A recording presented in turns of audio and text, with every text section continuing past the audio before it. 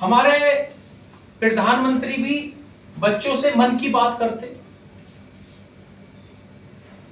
लेकिन उस मन की बात में भी कभी भी बच्चों से उस तरीके का संवाद ना तो प्रधानमंत्री ने किया होगा और ना स्कूल में टीचर्स करते, कोचिंग वालों को कुछ नहीं पड़ी है।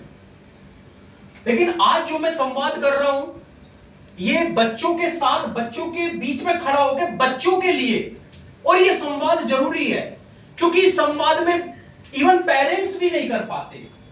इसलिए गुरुकुल अपनी भारतीय संस्कृति और परंपराओं को निभाते हुए आज बच्चों से उस टॉपिक पे बात करने वाला हूं जो इनके जीवन की दिशा और दशा, इनकी आज की कंडीशन और इनका आगे का डायरेक्शन, जो दोनों डिसाइड कर सकता है। क्या एज है तुम्हारी? 16। क्या एज है बेटा? 13। क्या एज है?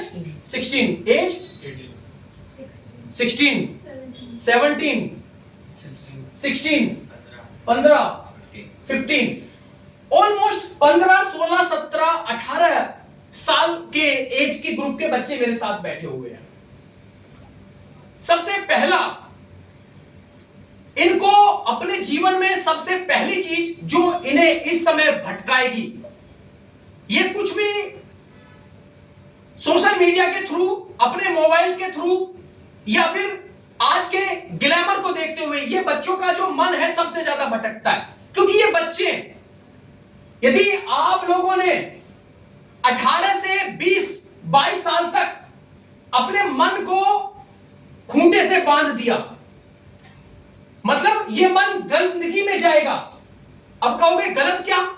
हर वो चीज जो समय से पहले आप चीज देख रहे हो उसको आपको करने का मन करता है, जाने का मन करता है गंदगी में।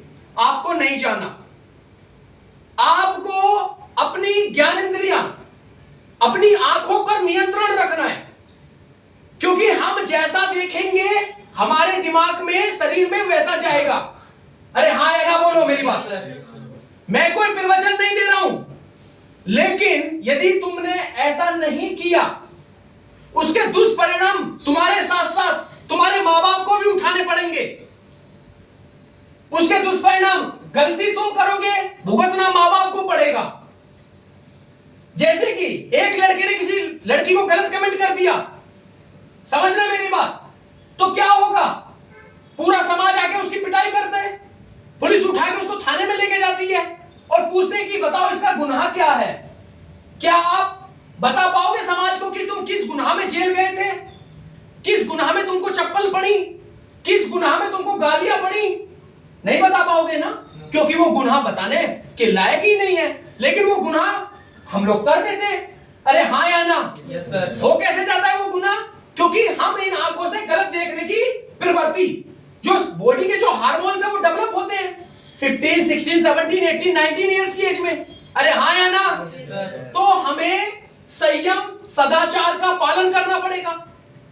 क्योंकि ये जो बॉडी की जो एनर्जी है जब डेवलप होती है तो हमें उसको कंट्रोल करने के लिए क्या करना है?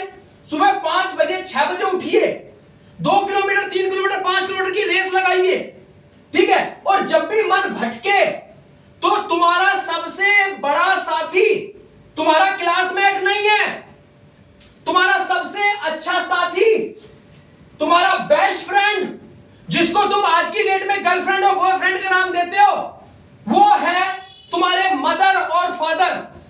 जब भी तुम लोगों की स्थिति ऐसी बने, जब भी तुम्हारा मन भटके, जब भी तुम्हारा मन ट्रैक से नीचे उतरे, तब जाके अपने मम्मी पापा से बात कीजिए। आपको दुनिया का सबसे बेस्ट सॉल्यूशन आपके माँ बाप देंगे। मेरी बात समझ में आ रही है? अरे हाँ या ना? हर दिन हर बच्चे को अपने मम्मी पापा के साथ बैठ के कम से कम 1 घंटा सोशल वर्क पे बात करनी है। समझ में बात आ रही है?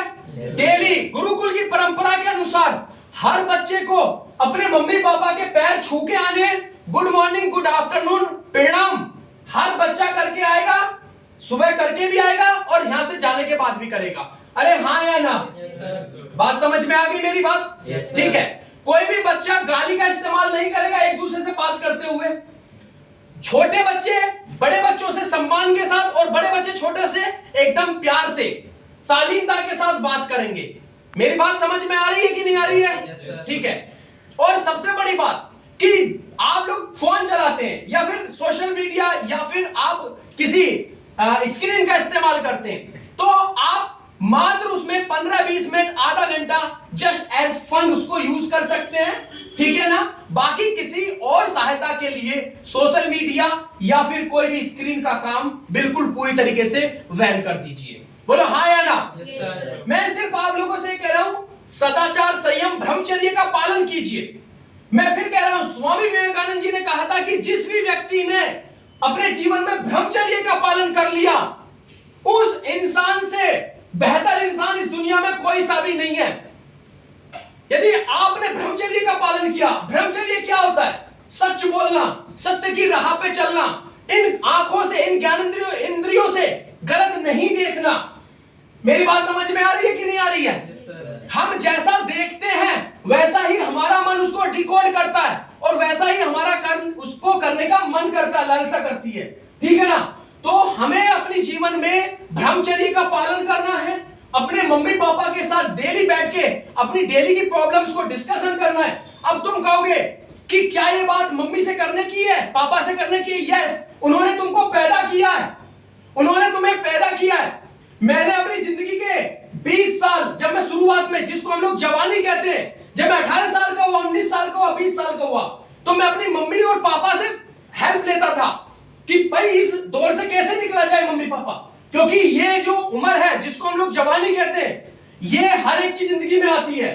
इसमें जो ट्रैक से भटक गया वो पूरी जिंदगी सड़ता है, वो पूरी जिंदगी सड़ता है जो ट्रैक से भटक गया। और जो ट्रैक पे रहा, संयम से रहा, फिर वो विवेकानंद बनता है, फिर वो विवेकानंद बनता है। मेरी बात समझ में आ रही है? फिर वो डॉक्टर अब्दुल कलाम बनता है ना, वो आर्यभट्ट बनता है, वो रामानुज बनता है। ये सभी के सभी दुनिया के सबसे बड़े बड़े महान पुरुष, वो महान पुरुष इसलिए हुए क्योंकि उन्होंने सबने ब्रह्मचर्य का पालन किया। मेरी बात समझ में आ रही है? तो आज की सीख सिर्फ इसी बात के ऊपर है कि हर बच्चे को ब्रह्मचर्य का पालन करना है, हर बच्चे को अपने मम्मी पापा के साथ अपनी प्रॉब्लम डिस्कशन करनी है और उनके साथ डेली बैठ के, है ना, हंसी खुशी डेली 1 घंटा हर बच्चे को अपने मम्मी पापा के साथ बिताना है। मेरी बात समझ में आ रही है? उसमें पढ़ाई लिखाई की कोई बात नहीं करनी है, नॉर्मल बातें करनी है इधर उधर की। बात समझ में आ गई? चलिए, थैंक यू।